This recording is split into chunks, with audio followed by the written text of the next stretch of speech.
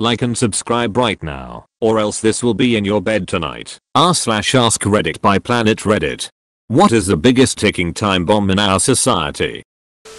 In Germany, especially, the whole system how pension is financed. Basically, the working part of the population pays the pension for the retired part of the population. The problem is that this whole system was introduced while the economy was booming and people died earlier than today. Due to a demographic change, we now have a lot more retired people and a lot of baby boomers in their 50s but very fewer young people. So this whole system will collapse in probably 15-20 years. I'm just resigned to the fact that I will either receive a miserable pension or nothing at all when I get old. Are you in a position to save anything for yourself? While the US has Social Security pension, people are also expected to save themselves in accounts such as 401k, S and IRAs. I don't even consider Social Security when I plan my retirement. Our infrastructure.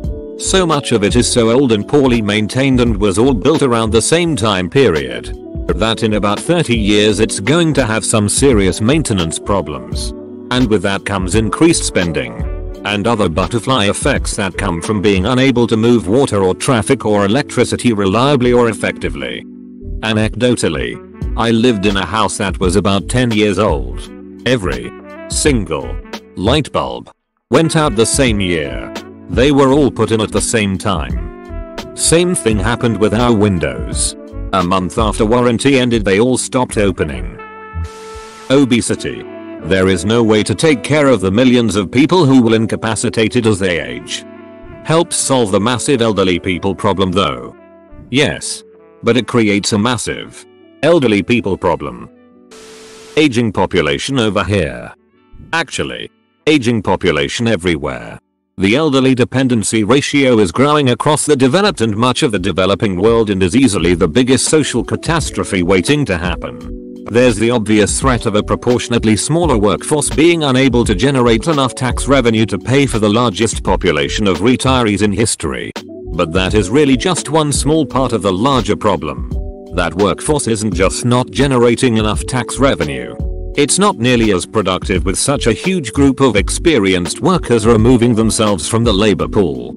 Additionally, all those retirees have needs, placing a growing demand for living assistance workers, doctors, nurses, medical device manufacturers, biotech workers, and end-of-life care workers, all while placing the same consumption demands on the economy as they did before retiring.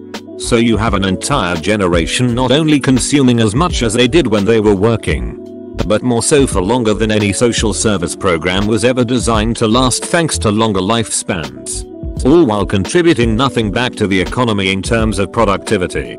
Eventually, when the public and private pensions are exhausted, the retirees will try and sell off their homes to live off the equity. Except, wealth is overwhelmingly concentrated in the hands of the same people trying to sell off said homes. So who will be in a position to buy all these homes? A few lucky millennials. Gen Zs and Gen Zs? The bottom line is that too many people will be selling and not nearly enough will be in a position to buy, leading to a collapse of the housing markets that would make the crash of 2007 look like a temporary market adjustment. How many decades would you say we have left until that starts happening? Antibiotic resistance. If we run out of antibiotics that actually work, we'll have death rates similar to 100 years ago. People who today are sick for a week and then get better will die. Influenza mutation. This could happen at any moment and 10-25% of the world population could die within a year. This is the real issue. 10-25% of the world population could die within a year. The small bright side is that would actually help with some of the other problems in this thread. Not enough money for everyone to retire. etc. Antibiotic resistance will destroy us all if we don't stop the overprescription of antibiotics as a just-in-case to globally restrict antibiotic access so it's prescription based, not OTC. 3. Shift the culture of pharmaceutical development to find new classes of antibiotics rather than modifications on existing ones. 4. Address issues in hospital infrastructure that contribute to post-discharge spread. 5. Educate people to take complete doses. 6. Find non-pharmaceutical approaches to dealing with infections, i.e. metallic ion release, etc. Edit. As you/Half Dead Moon pointed out, all of these issues, while important, only matter in a world where antibiotic use in livestock is curbed. You left out the overuse of antibiotics in livestock. That was what I came here to say, cost-cutting livestock industries. There's so much money involved in this, though. So I have a feeling it will take a long time for change to come. But at least there's more information out there now. The combination of rising antibiotic resistance, the ease and speed with which thousands of people can travel internationally, the anti-vax anti-modern medicine movement, and difficulty of obtaining health care. I know some of this is more specific to the US. But since that's where I live, that's all I can really speak to. Antibiotic resistance. I have a feeling this is going to turn into a real problem someday.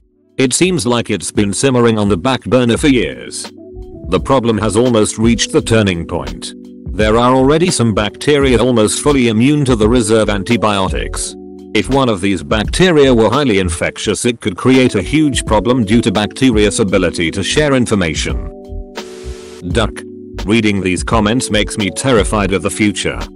Go to r/futurology. That place usually cheers me up. We are living in the golden age of human civilization. We have experienced near constant progress in all areas of life for centuries. We know of all these problems listed in this thread because our understanding of science and society is advanced enough to warn us in time. In the past, these bombs would have gone off without a warning. We have a lot of work to do, but we are more ready for these challenges than ever before. This made me feel better. Baby boomers getting old and living longer. The drain of Medicare and Social Security reserves will drain both programs dry. Since that generation votes, they will continue electing candidates that will fund both programs using money from other government services that benefit the young and working families. Things to remember when we're the old ones. If we're getting boned as youth, we sure as heck are gonna bone others in geriatricity. Politicians being beholden to their fundraisers, rather than the majority of their constituents. Make the elections publicly funded and add controls that prohibit corporations, lobbyists, and unions from driving our country. Technological illiteracy. Cole put it into words much better than myself. We've arranged a global civilization in which most crucial elements profoundly depend on science and technology. We have also arranged things so that almost no one understands science and technology. This is a prescription for disaster. We might get away with it for a while, but sooner or later this combustible mixture of ignorance and power is going to blow up in our faces. Carl Sagan. I blame the user-friendliness paradigm on that one.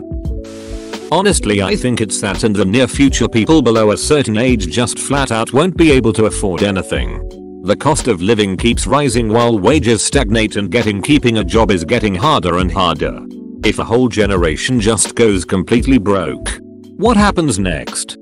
I like foxes. I don't think there's necessarily anything wrong with keeping a non-career job. Sometimes people get too particular about having the job in their chosen field or what they dreamed of. Sometimes a job is just a job that pays the bills, and there is no shame in that. I have a degree, but my job is nothing remotely in that field. However, it's well paid, close to home, offers good vacation and benefits, and gives me some freedom. Sometimes I think being told as kids that we could be whatever we wanted to be gave us a romanticized notion of our future. Some people will just have jobs in order to keep a comfortable way of living.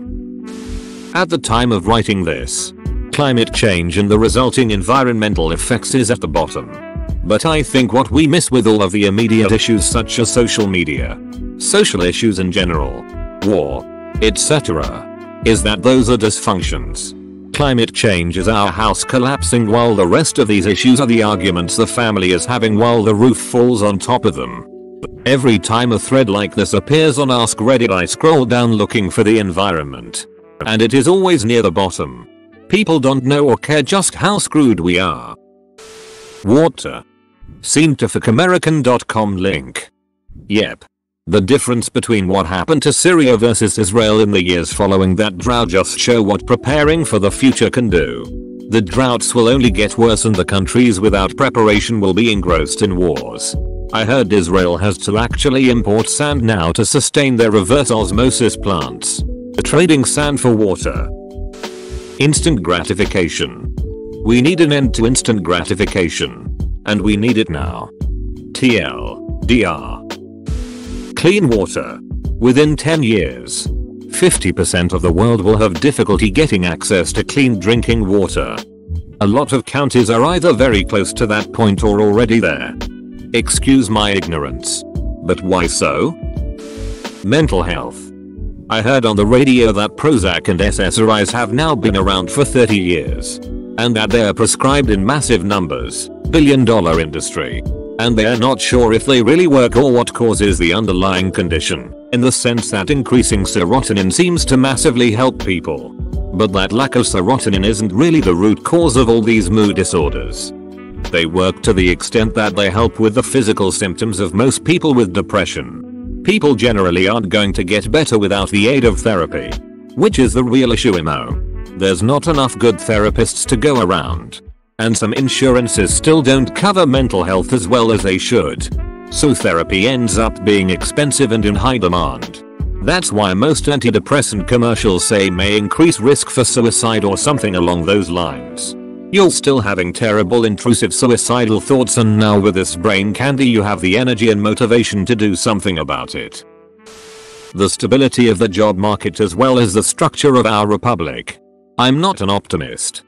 The structure of our republic. We need someone. Say, a chosen one. To bring peace, freedom, justice, and security to, for example, their new empire. Your new empire. Social media. Social media is nothing compared to search engines. Think about it.